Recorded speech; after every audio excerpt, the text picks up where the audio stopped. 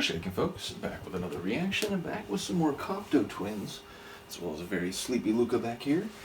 And we're returning to the Tiny Dynmaine EP. Indeed, shout out to, I think, a couple folks who mentioned that it's not Tiny Dynamite. My brain was just auto-correcting, if you will, when I looked at the EP's title, the first couple reactions I did for it, which of course was spaced around jumping back to the IKEA Guinea EP.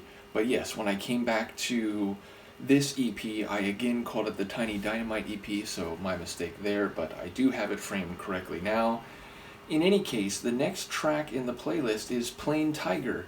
Obviously with the Cocteau Twins, thinking about the title is always likely to be less relevant than in some other deep dives where perhaps lyrics are more central, or at least are more focused or narrative based, whereas a lot of Cocteau Twins have vocals that are not necessarily telling a story, though in some cases I think there might be conceptual ideas at play. But as many people have mentioned, a lot of Fraser's vocals are phonetic and or rhythmic as much as they are semantic, so I won't think too much about it. But a tiger is an exotic beast, at least by the understanding or familiarity of most humans. Most people don't live in places where tigers are common, and even where they are dangerous, they are apex predators, and thus they are significant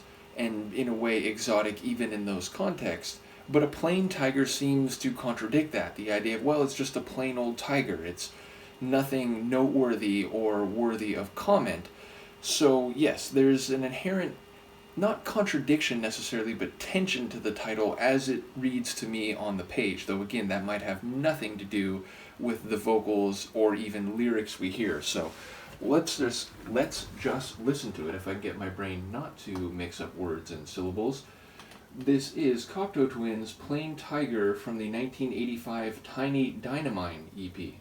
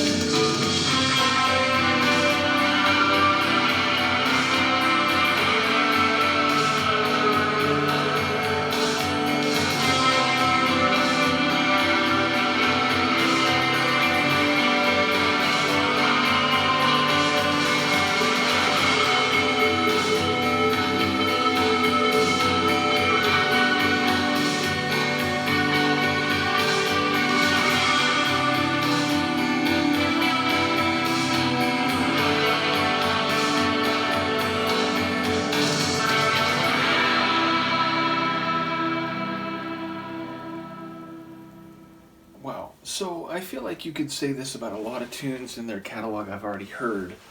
And of course, there's a bit of a distinction between the heavy, darker sound of an album like Garland's and some of the material I've heard in the following years up to the point we're at now in their discography.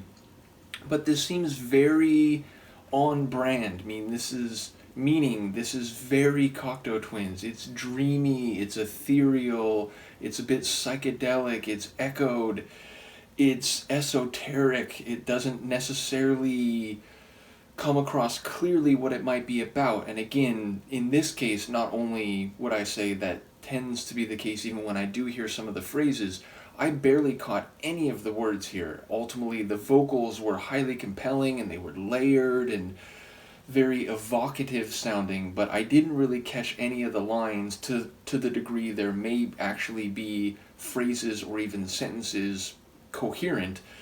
But another lovely tune sonically. I particularly liked the moments after the choruses, which were a bit more powerful and flourishing. In that moment of transition back to the verses, if you will, it would clean up and sort of draw back and get a bit more intimate again, and the grace and flow of those moments in particular really hit me. I will say also I like the lower end strumming guitar just kind of as a bass line mixed with the higher and more floaty, dreamy type of sounds.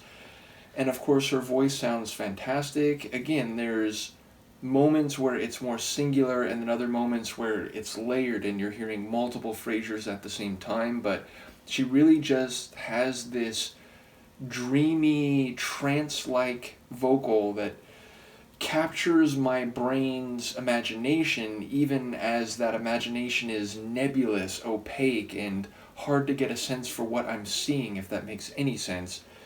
But yes, I very much enjoy the atmosphere of this one. I will say the verses in particular I found especially compelling. I suppose I'm sort of repeating myself, but it wasn't just those transitions. It was the sonic configuration of the verses that I especially enjoyed. So yes, very Cocteau Twins, very otherworldly, for lack of a better phrase, and I do wonder, of course, if there is anything in there about a plain tiger or other phrases that may in some way be conceptual, even if there's not necessarily being a clear, distinct, and articulate story being told. So yes, more of what I've come to enjoy from them. Thank you again to Han Solo for sharing the Cocteau Twins material, and again, there are many, many folders in the umbrella folder, so this is by no means, I don't even think we're like halfway through all the material that's available, so much more Cocteau to come. Do let me know what you think, and Luca and I will see you next time. Peace.